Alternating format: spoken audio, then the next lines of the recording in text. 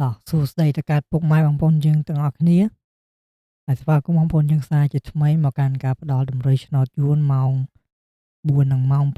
6នៅថ្ងៃទី25ខែ3ឆ្នាំ2026នេះគឺអេដមីនមានលេខតម្រុយយកមកចែកជូនបងប្អូនយើងលេងកម្សាន្តទៀត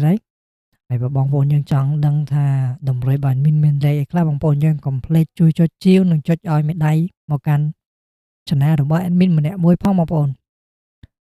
តោះឥឡូវនេះយើងកុំឲ្យខាតពេលវេលាយូរបងប្អូនយើងចូលទៅកាន់តម្រុយយើងគ្រាប់ដំបូងតែម្ដងទៅ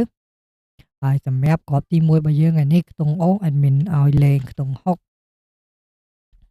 ហើយសម្រាប់មួយគ្រាប់ទៀត Admin ឲ្យ60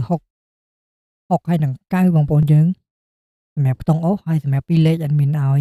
មួយគ្រាប់ដំបូងយើង64 92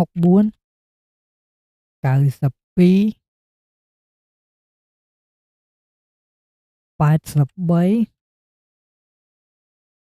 និង19បងប្អូននេះគឺជា3នេះគឺជា2លេខបងប្អូនយើងអធ្យាស្រ័យមែន3លេខទេ2លេខ4គ្រាប់បងប្អូនយើងឲ្យមានដាក់ឲ្យបងប្អូនយើងសម្រាប់ជ្រើសរើសយកទៅលេងកម្សាន្តព្រោះលេខច្រើនណាបងប្អូនយើងមិនដឹងលេងលេខណាបងប្អូនយើងឆ្លាញ់លេខណាបងប្អូនយើងយកលេខហ្នឹងទៅលេងទៅហើយសម្រាប់3លេខនៅក្នុងថ្ងៃនេះដែរមានឲ្យ692ហើយសម្រាប់មួយគ្រាប់ចុងក្រោយ admin ឲ្យ983តើបងប្អូនយើងនេះគឺជាតម្រុយរបស់ admin សម្រាប់ថ្ងៃទី25ខែ3ឆ្នាំ2026នេះ